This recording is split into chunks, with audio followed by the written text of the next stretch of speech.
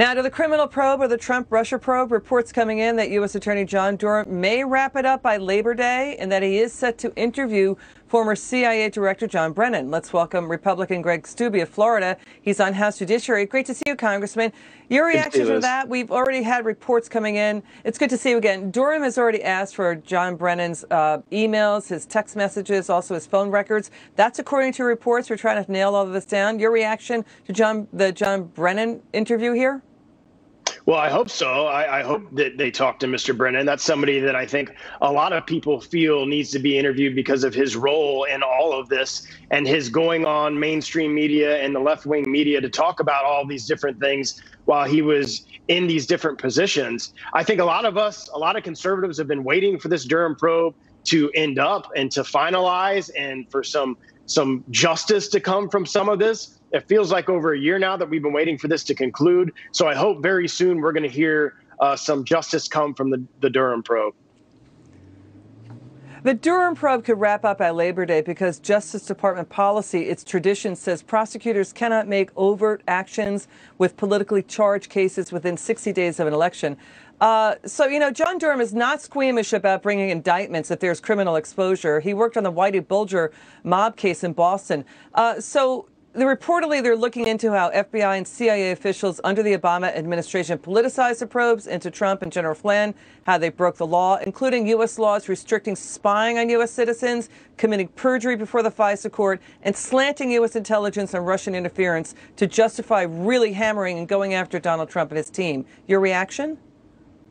The IG investigation, Obama's IG found over 15 different misrepresentations and inaccuracies just in the Carter Page FISA applications and the probing of Trump campaign individuals. So absolutely, there needs to be some justice. I think the American people want to see what's going to come of all of this. And if nothing happens, if this goes on and the Obama-Biden administration's DOJ gets to do all of these things and investigate people for political motivation, and there's no justice and no charges and no indictments to come of this, I think that a lot of the people, the majority of Americans are going to be very, very upset by that.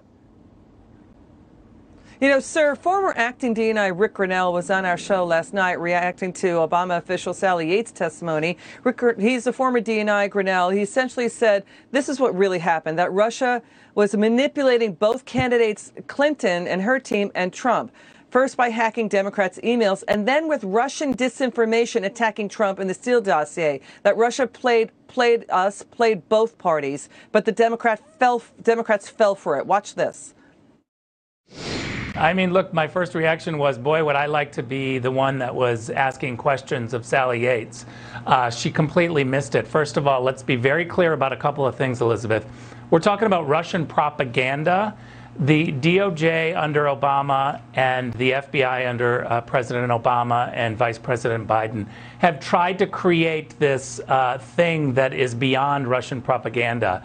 They're trying to pretend like elections were hacked and voting machines were hacked. They keep saying Russian collusion and Russian meddling in our election. What Russia did is what Russia always does, which is push propaganda largely, if not exclusively, on our social media. And this was about policy issues, not just about candidates. And so we need to be clear that this is about Russian propaganda.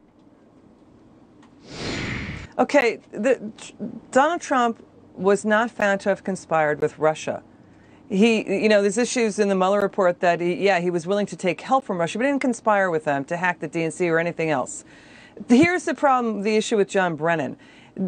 Former FBI Director James Comey said, John Brennan was on a briefing with Obama in August of 2016. He knew that we were doing the Trump-Russia probe. Brennan's CIA tells the FBI that Steele dossier, that anti-Trump dossier, opposition research that Democrats paid for, that Hillary is going to use to contest the 2016 election if she lost. The CIA was telling the FBI that's internet rumor. It's just rumor.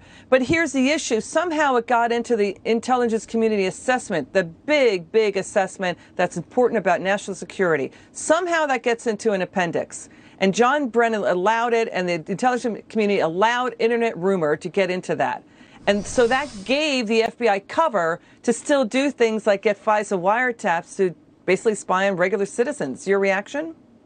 And they knew that the Steele dossier wasn't factual and was completely a misrepresentation of the facts to spy on a political opponent's campaign.